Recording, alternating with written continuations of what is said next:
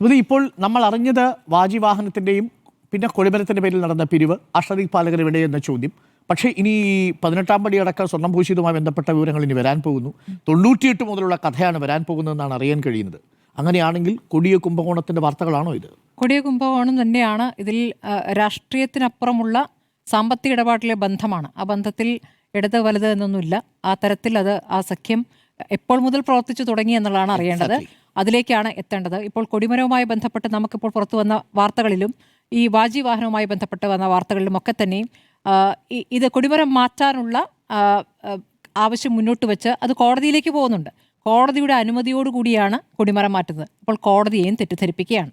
അതാണ് ഏറ്റവും വലിയ പ്രശ്നം. കോടതിയോട് പറയുന്നു അത്യാവശ്യമായി ഇത് മാറ്റേണ്ടതുണ്ട് എന്ന് പറയുന്നു. ഈ പറയുന്ന എലി കടക്കുന്നു, ചിതലരിക്കുന്നു തുടങ്ങിയ വാദങ്ങൾ കോടതിക്ക് മുന്നിൽ സമർപ്പിക്കുകയാണ്. കോടതി എന്താണ്? കോടതിയുടേതായ ഒരു അമിക്കസ് ക്യൂറിയെ അവിടെ വിശ്വാസപൂർവ്വം ഏൽപ്പിക്കുന്ന ആ അമിക്കസ് ക്യൂറിയും പ്രവർത്തിക്കുന്ന ഇവർക്കൊപ്പമാണ് എന്നുള്ളതാണ്. ഈ 2025 വരെയും ഉണ്ടായിരുന്ന ഒരു അമിക്കസ് ക്യൂറി ASP കുറിപ്പ്, അദ്ദേഹവുമായി ബന്ധപ്പെട്ട വിവരങ്ങളാണ് ഇപ്പോൾ പുറത്തു വന്നുകൊണ്ടിരിക്കുന്നത്.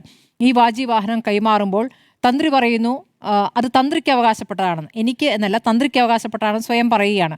അത് കേട്ടതോടെ പ്രയാർ ഈ പറയുന്ന അമിക്കസ് ക്യൂറിയെ നോക്കുന്നു. അദ്ദേഹം പറഞ്ഞു അങ്ങനെയെങ്കിൽ അദ്ദേഹത്തിന് കൊടുക്കൂ എന്ന് പറയുകയാണ്. അങ്ങനെ കൊടുത്ത് അദ്ദേഹം വീട്ടിൽ കൊണ്ടുവച്ചിരിക്കുന്നു. ആ വീട്ടിൽ കൊണ്ടുപോയി വെച്ച വാജി വാഹനം തന്നെയാണോ ഇപ്പോൾ കോടതിക്ക് മുന്നിൽ എത്തിയിരിക്കുന്നത് എന്നുള്ളതാണ് സംശയം. കാരണം വേറെ പലരും ഹൈദരാബാദിലോ മറ്റോ ഒരു ഭക്തൻ്റെ വീട്ടിൽ ഈ വാജി വാഹനം കണ്ടതായി പറയുന്നു.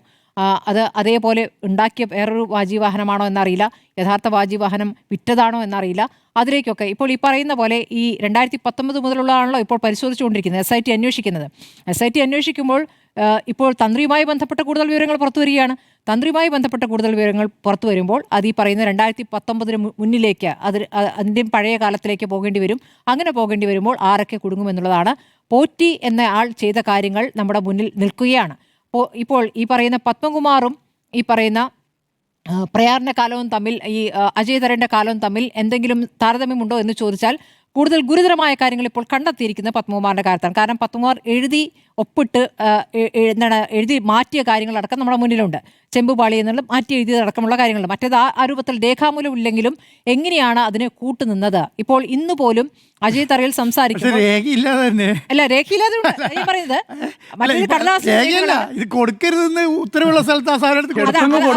അതിന്റെ പ്രശ്നം എന്താണെന്ന് വെച്ചാൽ ഈ പറയുന്ന നേരത്തെ ഡോക്ടർ അരുൺ പറഞ്ഞതുപോലെ രാഷ്ട്രീയക്കാർ ഇതിലേക്ക് വരുമ്പോൾ ഇതിലെ പ്രവർത്തനം എങ്ങനെയാണ്, ദേവസ്വം ബോർഡിന്റെ മാനുവൽ എങ്ങനെയാണ്, ദേവസ്വത്തിന്റെ ചട്ടങ്ങൾ എന്താണെന്ന് അറിയുന്നില്ല.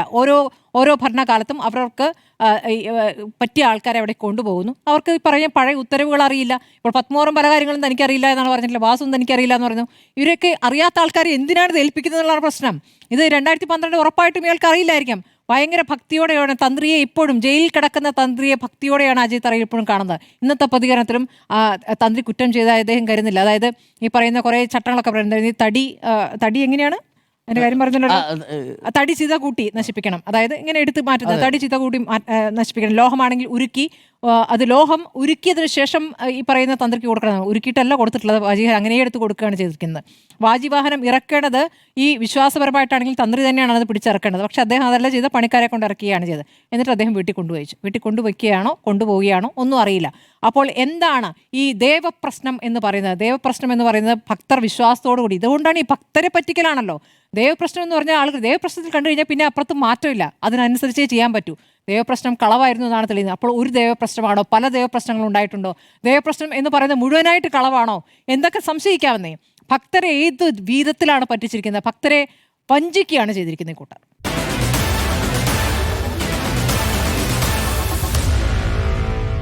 Meet the editors.